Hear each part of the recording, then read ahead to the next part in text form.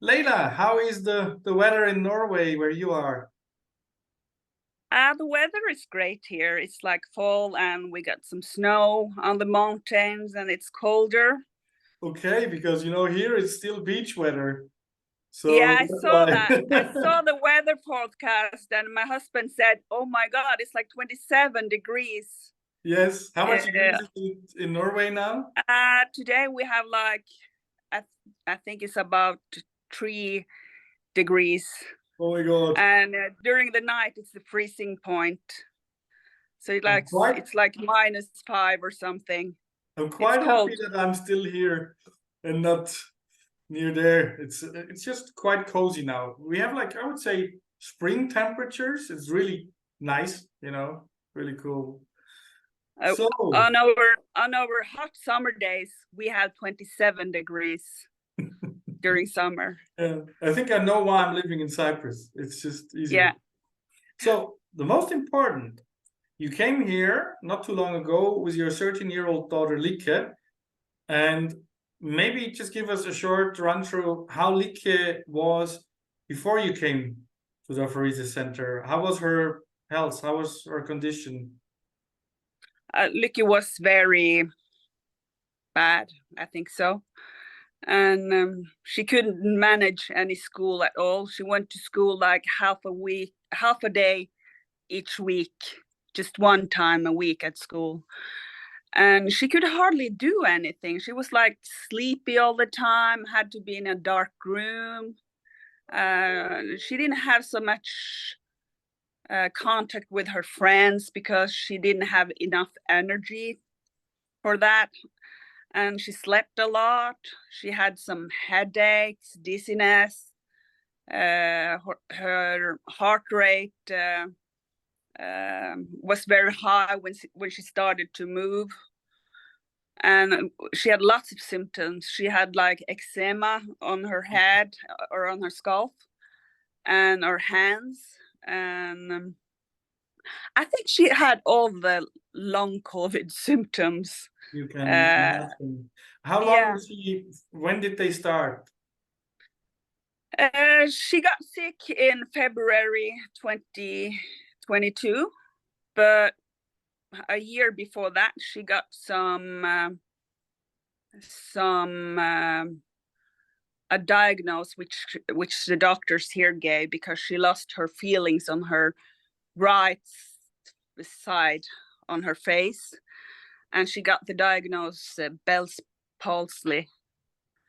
But the doctor in Cyprus, she said to us that she believed she got COVID in 21.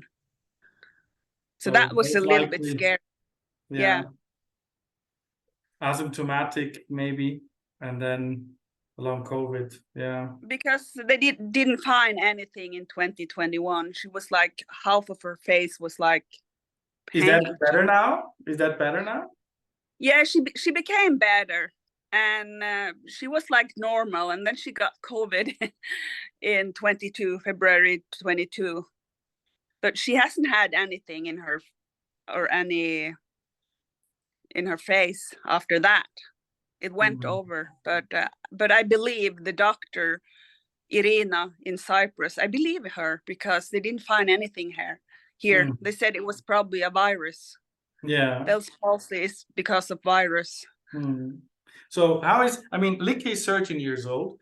It was not so easy because I think we're the only clinic that has a pediatric team and pediatric surgeons and pediatric anesthesists that offer help appraisers. So we were basically her only option at the time. And it was not so easy for her, I imagine, because she also suffered from severe anxiety, no? Yeah, and she was like she didn't want to go, but when I called you because when she got sick, and I started searching in different groups on Facebook about long COVID, and I was in a group which is called Long COVID Support Group for kids, and then I read something about this was early when she was sick about blood clotting, and I'm like working the health care system myself, and I'm like sitting few meters from dialysis machines. And then I thought, why don't they do any dialysis for these people, long COVID people? And I thought about early, and then a few months later, I read about Dr. Beate Jäger in Germany, who did dialysis, some kind of dialysis. And then I started researching, and I saw some, I can't remember where, but I saw there was a clinic in Cyprus, your clinic. And that's when I contacted you. I can't remember how I did that, but I just you just sent us a message you on the website saying, when can we come? And then you had a few questions, and boom, you were lucky we got a last minute slot, I remember, because somebody else postponed. And then we got you in, and then Lycke was here, and she was very, you know, of course she was very weak, but very polite child that you have, very sweet, you know. And then the catheter and everything, you know, it was difficult, but then you could literally watch her getting better. And the interesting thing is she only did 2 apheresis, and she still got so much better, and not even the full 2 ones, because the filters kept clogging up completely, right? Yeah, it was so horrible, I think. As a mom, you know, you know how it is. As a mom, when I asked the nurses, how is her case? And the nurses said, we think this is one of the worst cases we've seen. And they had seen like another boy who's 9 years old who was very bad too. And I was like, oh my God. And I couldn't believe it. And I also saw the blood, which they took off from the catheter, sucked out of the catheter and put it on a tissue. And I saw the clothing. And it was so, I don't know, not sticky. It wasn't like as it should be. So I took some pictures from that and treatment. And I think maybe we shall put those pictures out so others also can see that. It was like very jelly, very like, jelly. Yes. It was like super coagulated, huge fibrin aggregates in the blood, and it's most likely what we see in many patients, that, you know, all of these small clots, they just stick together to one big aggregate, and then we pull 10, 15, 20 centimeter long clotting strings out of the blood veins. It's sometimes when I see that, I really wonder how the human body can cope with that, but they seem to be more flexible than classic macro clots, you know. So that seems to be one of the reasons. Now, most important question of all, how is she now? How is Lycke doing now? Lycke is doing very great now. She, as I told you, she went to school half a day for a week, and now she's like at school 3 half days a week. And I asked her, what's the best about this? What was best about after this treatment? And she said, Mom, I got my mood back, she said. And she's like a teenager now. She was like, yesterday she went to school and she's been walking with her friends. She's not like, she has like 50% of the symptoms left, but those are not so bad. But she's like, she has got rid of 50%. Wow. And she was like chatting with her friends. She went out with them. She went to school and chatting with her friends on internet, gaming. She is much better. And I did some kind of, I made a checklist, as you saw, and tried to figure out how much very better impressive, she very accurate. And me and my husband, when we left to Cyprus, we went the whole family because we took it as a vacation, because she was not so, she didn't want to go, but I told her we take it as a vacation. So we went to Cyprus and we were there for a month, and it was easier to get her with us then. Yeah. And she loved Cyprus. She didn't want to leave from Cyprus because of the cats, and she loved to be there, but her brother was not so. He was like, he wanted to go home. Yeah. And well, I think we'll welcome you back anytime. We'll welcome you back anytime. We still got some work to do with her, so just tell her she has a place in our heart, and every time she needs us, we'll fix it. No worry. We know that. You said that you were surprised because we're only 7 people staff in the clinic, and it's a small clinic because we don't have the cardiologists, the lung specialists, or the experts inside of the clinic. They're actually extra. They're outside doctors that we cooperate with. So we're only doing the apheresis, the intravenous treatments, and the medication protocols, and some other combination therapies. But the expert doctors that we use for some of the patients, they're private clinics that cooperate with us. So of course, we're not the fully fledged hospital. No, so I think that was, we are from a small town, so we felt like you were our family. So it's like, it wasn't so big as I thought it was going to be. But it was a very nice clinic. Lycke loved the nurses. And you're just great, Markus. You're very great. And it's very easy to talk with you all at the clinic. And Irina, very great doctor. She's not like a doctor you sit in an office with and talk as you do in Norway. You sit in an office and they take some notes. Irina is not like that. So I was reflecting about that too when I come back, how differently you were from the doctors here in Norway. But I think it's because everyone in the clinic has been through it. We all had long COVID, the nurses, me, Konstantinos, our director, has seen me being so ill. Dr. Irina has been treating chronically ill patients since decades. Everybody knows how it is. There is no gaslighting, no questioning looks. And I always think of it more like a community or more like a family thing. I mean, that's how it feels for me. I'm not sure if reliving my own story every day 5-6 times is a healthy, good therapy, but don't forget, it was just 2 years ago since I was in the apheresis seat. So I still remember how it is. I was in the shoes of the patients not too long ago. Yeah. And I think about Lycke, about when she took the treatment, she didn't think it was that it hurted or anything. She said she couldn't feel anything. She could actually feel maybe the fluid coming in, and it was, But when she got the catheter, it was not any. She said it didn't hurt.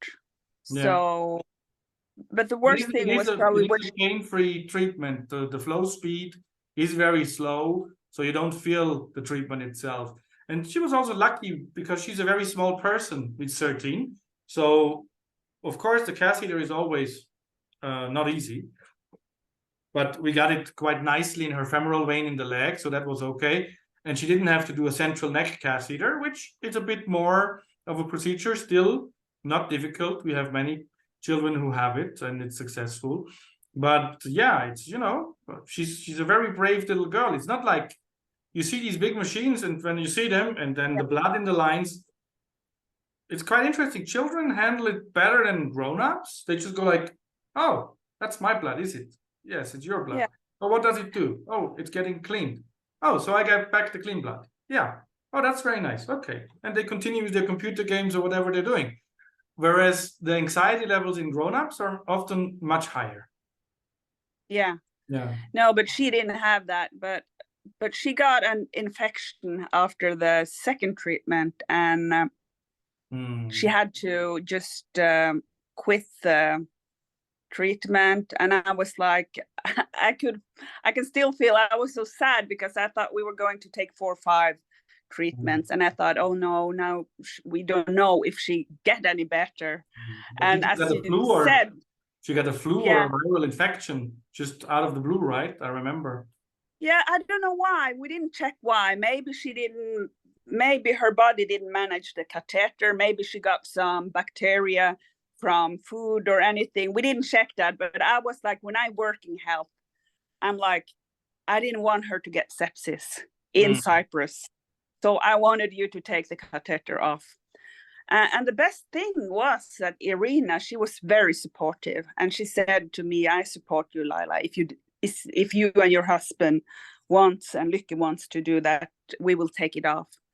And so you did. So it was like, and I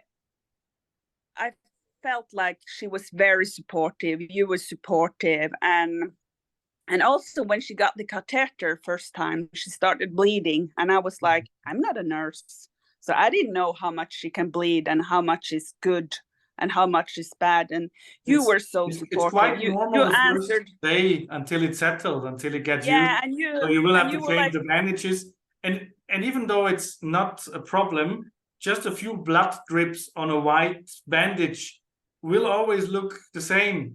And if you don't know, you will go like, oh, is that normal? And if you know, yeah, it's pretty normal. It's a bandage. It's a fresh 2 mm cut in the vein. It's not unusual. It happens most of the time. Then you feel calm, you know. But of course, when you first see it, until the catheter settles down, it's if it happens at night and if it's a lot of blood drops, then patients can really freak out about it, you know. Yeah. We often and I was like freaking out, and I think we called you late in the evening, but you were so supportive. You and all the you and Constantino supportive with the we sent messengers to each other, and that was so good because I'm not a nurse, so I don't know how much is a lot of bleeding and what's not. I'm very, very, very proud of our medical team. And you said like half a cup. If it's more than half a cup, then you have to be worried. And I was like, no, this is not half a cup. Change the bandage. That's correct. Yeah. Yeah. So, but after the treatment and when we took out the catheter, it was like she had 7 days with fever, and that was an awful time because I have like in my brain when I'm thinking about that when I thought that she had fever, I was thinking about it all the time, so I was so exhausted. Yeah, I remember. And I think and that was awful, and she was exhausted, and she was probably exhausted of me. It's normal, but she managed very well. I mean, you said it yourself, her whole skull, the head, the hair, everything. Now she looks much better. Yeah, and then the first sign, me and my husband, we were actually in Cyprus then, and she had like stopped the treatment, apheresis treatment, and I think it was a week after. That was right before we went back home to Norway, and she was like, she started singing in her wheelchair, and me and my husband, we were like watching on each other and said, oh my God, we hadn't heard her singing for 1.5 years. And she started singing in the wheelchair. Does she still use the wheelchair? No, she doesn't use it. She used the wheelchair when we were in Cyprus, and after that, and then we started, and she had to start then to walk again.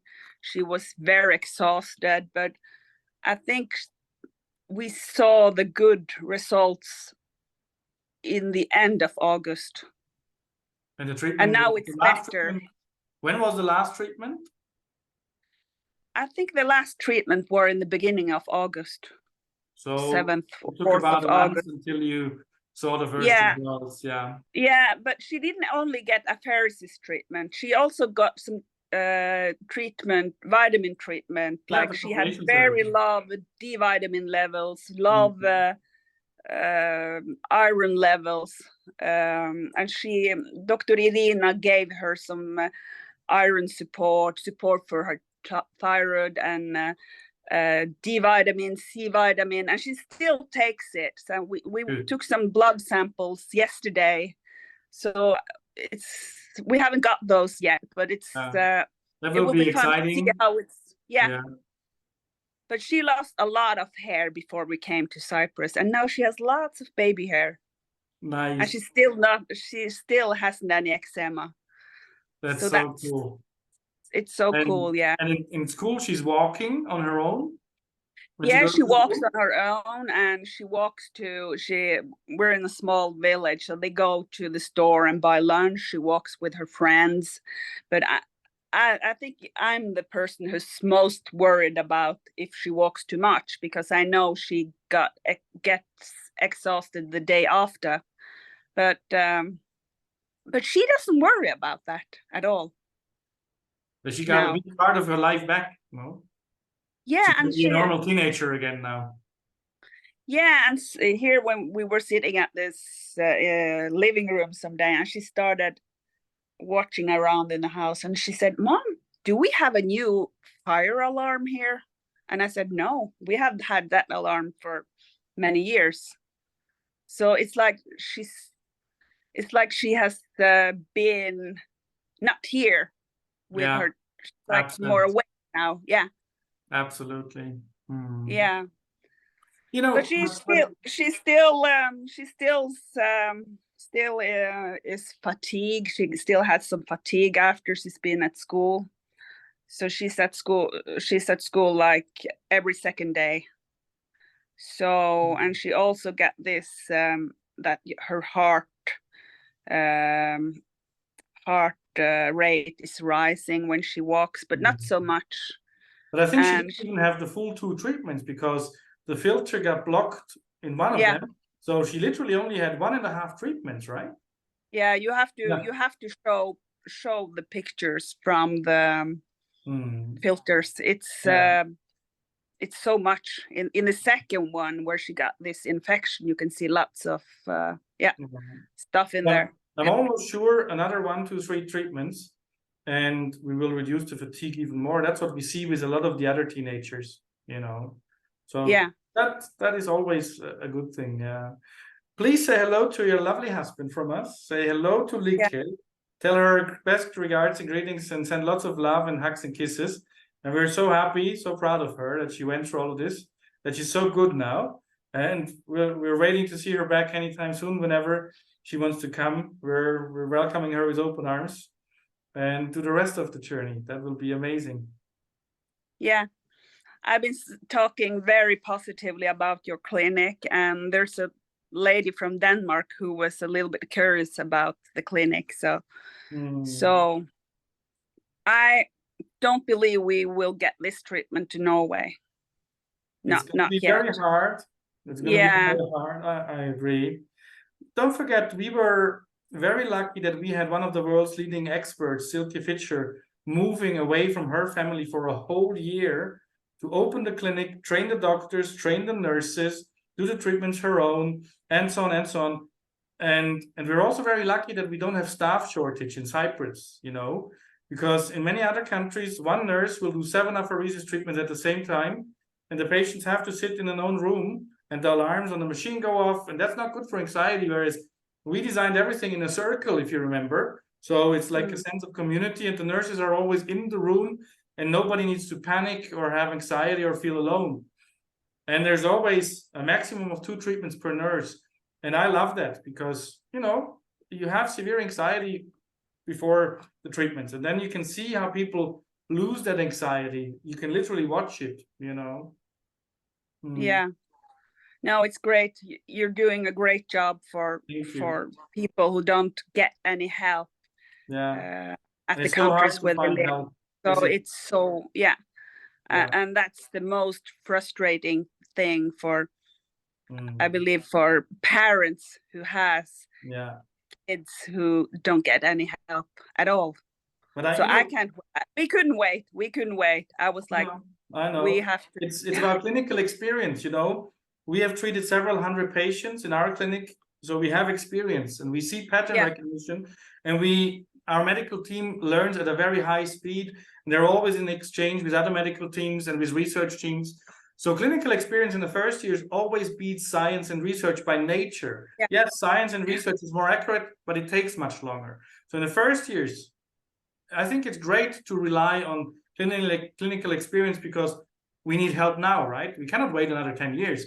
Most of our lives in 10 years will look very different if the chronic illness has completely chronified or if more irreversible damage has happened. And the latest studies very clearly show only 5 to 10% of us will get their way out, you know, unfortunately, if they don't get treatment. And that's shocking to me. But you know what I don't do? I don't blame doctors and medical systems because I know they don't have a chance. They just don't have the means. This is how these systems work. They're large and they're slow. And these doctors are very often overworked. They don't have any other options. So I don't blame them. They just don't have the means. They don't have the possibility to help us, you know. No, it's a system too. Yes. I work in the healthcare system, and I know it's a system in our countries. That's probably, it's easier to start a clinic on Cyprus because the system is different there. Yeah. It's a European Union system. So the reason we went to Cyprus was because the cost factor, you pay less for the food, you pay less for the accommodation. It's English spoken, 70 direct flights, very friendly Mediterranean place. And there's a long list of why we chose Cyprus. Yeah, but you're right. Yeah. All right, Laila, it was a pleasure talking to you. Send our warmest regards to everyone, and we'll talk very, very soon. Thank you so much for your time. Bye-bye, and hello to Norway. Bye.